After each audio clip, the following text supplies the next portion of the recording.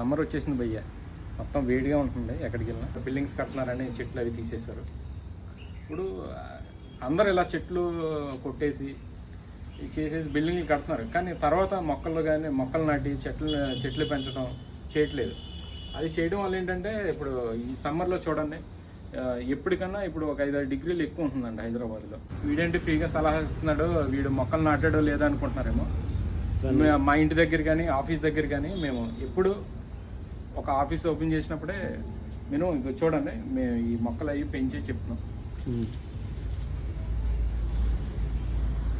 చల్లగా ఉండాలంటే ప్రతి ఒక్కరు మొక్కలు నాటండి.